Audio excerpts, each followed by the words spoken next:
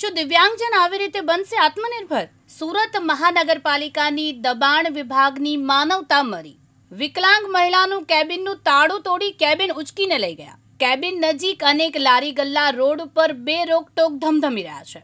લોકોને આત્મનિર્ભર બનાવવા ભાજપ પ્રદેશ પ્રમુખ હાથ લારી આપી રહ્યા છે, જ્યારે તેમના જ મત વિસ્તારમાં એક વિકલાંગ મહિલાની આ સ્થિતિ.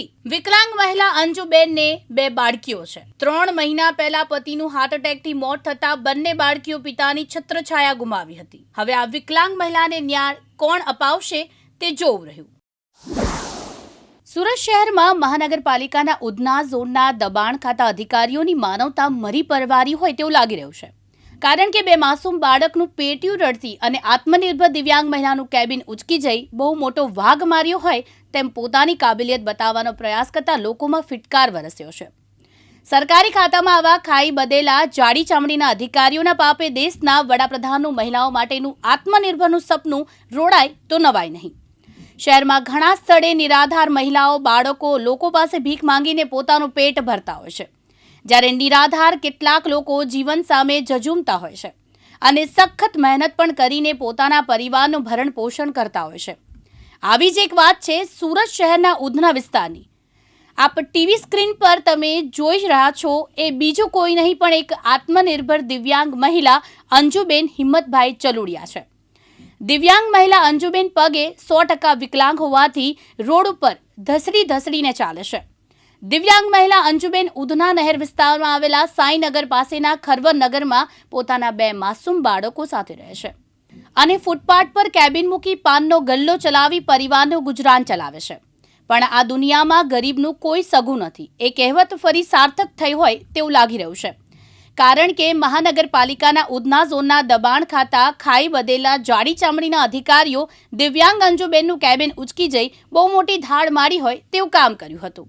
આ અધિકારીઓને એ નથી ખબર કે ખરવર નગરમાં જ આવેલા બજારમાં કેટલાક દબાણો છે. આવા દબાણો સામે હપ્તાખોર અધિકારીઓ રીતસરના આંખ આડા કાન કરી લેતા હોય છે. એસએમસી દ્વારા દબાણ ખાતાવાળાઓને આ મહિલાઓની વિકલાંગતા દેખાઈ નથી અને માનવતા ભૂલી તેણીનું કેબિન જમા કરી લીધું હતું. કેબિન જમા લેવા બાબતે પ્રશ્ન કરતા એવું જણાવ્યું કે સોસાયટીવાળા ખાલી એમ જ કહેતા હતા કે સોસાયટી દ્વારા અહીંયા કેબિન ચલાવવા દેશું નહીં. સોસાયટી દ્વારા 4 થી 5 વાર દબાણ કરી હતી. છેલ્લે એસએમસીમાં ઓનલાઈન કમ્પ્લેન કરીને વિકલાંગ કેબિન હટાવી દીધી છે, જેથી શહેરમાં દબાણો હોવા છતાં આવા અધિકારીઓએ માત્ર કેબિન દેખાયું. આવતો આ ઘણો સવાલ છે, જેથી માનવતા ભૂલેલા આવા જાડી ચામડીના અધિકારીઓ સામે લોકોમાં ફિટકાર વરસ્યો છે. એક તરફ સરકાર દિવ્યાંગોને આત્મનિર્ભર બનાવવા માટેના મેળાઓનું આયોજન કરાઈ રહી છે, ત્યારે બીજી બાજુના દ્રશ્યો તમને બતાવવાના પ્રયત્ન કરી રહ્યા છે કે જીવનજ્યોત વિસ્તારની અંદર એક દિવ્યાંગજન છે, જેના 2 પગ દિવ્યાંગ હોવા છતાં 2 બાળકોને લઈને અહીં કેબિન દિવ્યાંગોની કેબિનમાં પોતાનું ગુજરાન ચલાવતી હતી. ત્યારે સુરત મહાનગરપાલિકા ઉધના ઝોનના જે અધિકારીઓ છે તેમનો સીધો આરોપ લગાડી રહ્યા છે કે તેમને દ્વારા અમારી જ કેબિન કેમ હટાડવામાં આવી. સીધા બીજા દ્રશ્યો બતાવવાના પ્રયત્ન કરી રહ્યા છે. જોઈ શકો છો કે આ જે મેઇન રસ્તો છે ત્યાં શાકભાજીનું માર્કેટ અહીં ભરાઈ રહ્યું છે. તમામ માર્કેટ જેમ ને તેમ છે. ત્યારે ઉધના ઝોનના જે અધિકારી છે, કર્મચારી છે, સીધા અહીં આવે છે. દિવ્યાંગજનની જે કેબિન હતી તેને સીધો ટાર્ગેટ કરવામાં આવે છે. એવા દિવ્યાંગજન છે, જે મહિલા છે, તે આરોપ લગાડી રહી છે. આપણે મહિલા સાથે વાત કરવાનો પ્રયત્ન કરીશું કે શું કારણ છે કે તમને તમારી જ કેબિન અહીંથી હટાડવામાં આવી છે. એમનું સ્પષ્ટપણે કહેવું છે કે જે અહીં જે કેબિન લગાડવામાં આવી છે, પરિવારના ગુજરાન માટે મેં નાનો મોટો એક પંચરની દુકાન કે વિમલ ઝટપટ વેચીને અમારા બાળકનું પેટ ભરવા માટેની આ કેબિન મૂકવામાં આવી હતી. ત્યારબાદ તમે વાત કરીએ દિવ્યાંગ મહિલા સાથે, એમની સાથે જ વાત કરવાનો પ્રયત્ન કરીએ. શું કારણ છે તમારી જે કેબિન છે એ હટાડવામાં આવી? હું મારા પેટના ગુજરાન માટે આવી હતી ભાઈ. મારું પોતાનું ઘર નથી, કોઈ સારો નથી, બરાબર. 2 છોકરીઓ હશે તો અહીં અમે મહિનાથી વિમલ ગુટકો લગાવવાની સોસાયટીવાળા આવીને ધમકી આપતા કે ભાઈ અહીંયા નહીં ચાલુ કરવાનું, બરાબર છે. તો હું બંધ રાખતી તો ભાઈ મને જગ્યા મળી જશે તો હું કેબિન લઈ જવા, બરાબર છે. તો કેબિન લઈ જવા તો કેટલા દિવસથી તો મેં બંધ જ મૂકેલી, કોઈ કામ ધંધો પણ નહીં હતો, બરાબર.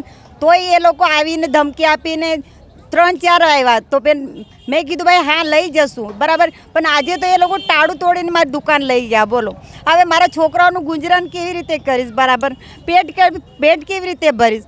હવે તમે મને કંઈ સપોર્ટ આપો કે હું કઈ રીતે ખવડાવું મારા છોકરાઓને. શું કારણ છે કે સુરત મહાનગરપાલિકાના જે અધિકારી છે ઉધના ઝોનના તમારી જ કેબિન લઈ ગયા છે? શું કારણ હોઈ શકે? કારણ એમાં એવું છે કે મારી કેબિન સોસાયટીવાળાને નહીં રાખવાની હતી બરાબર છે. સોસાયટીવાળાએ એમ કીધું કે ભાઈ આ કેબિન નહીં ઉચકાય ત્યાં સુધી અમે કોર્પોરેટરને વોટિંગ નહીં કરીશું. તે મારી કેબિન ઉચકી લઈ ગયા. અમારો કોઈ વિરોધ નથી એ લોકો સાથે, બસ હું મારા પેટ ભરવા માટે એ આવી હતી. એ લોકોને કંઈ નડતર રૂપ છે તમારી કેબિન? મારી કેબિન એક સાઈડમાં છે, કોઈને નડતી નહીં હતી. બસ 2-3 વાર બધા મોટા સાહેબ પણ જોઈ ગયા, કોઈને નડતી નહીં હતી, પણ આ લોકોને જ નડી. તમારો જે હસબન્ડ છે તે શું કરે છે? શું થયું છે એમની સાથે?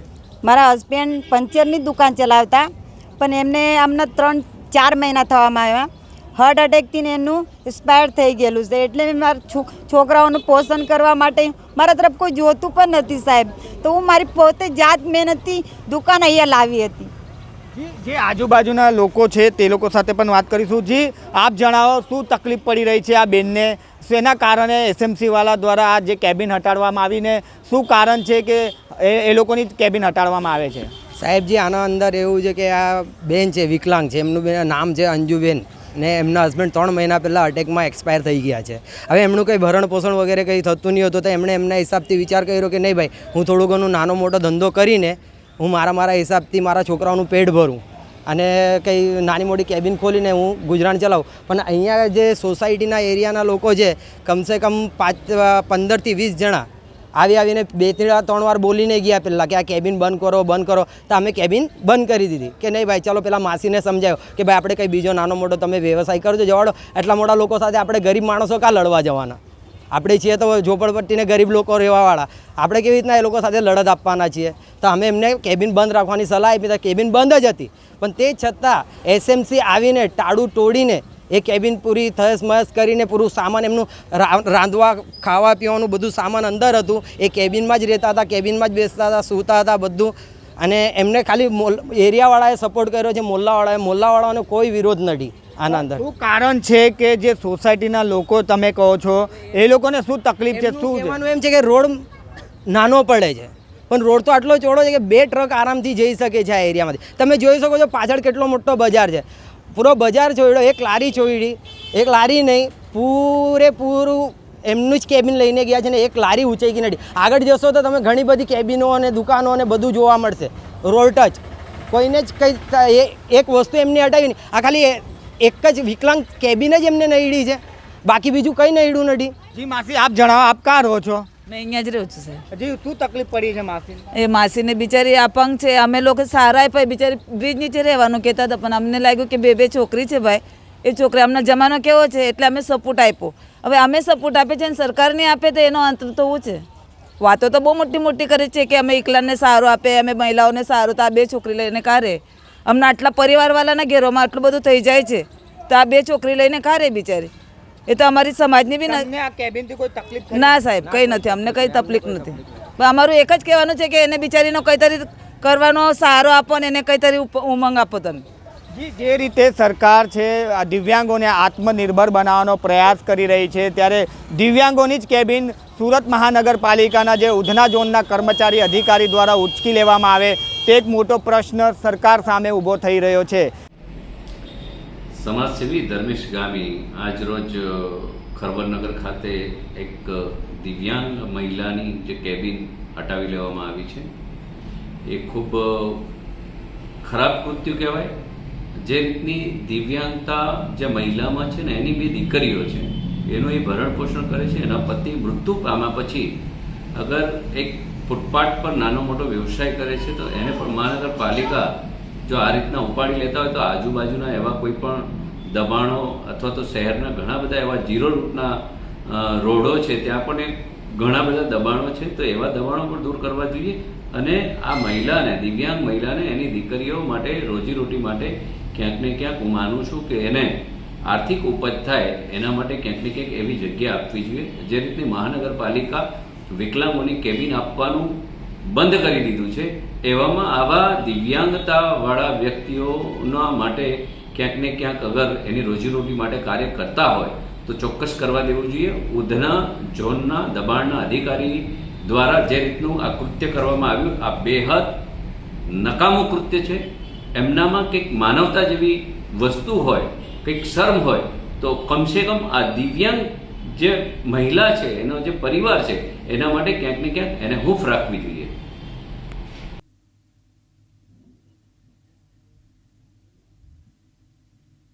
મુકેશ ગોરાઉ, દિવ્યાંગ ન્યૂઝ, સુરત.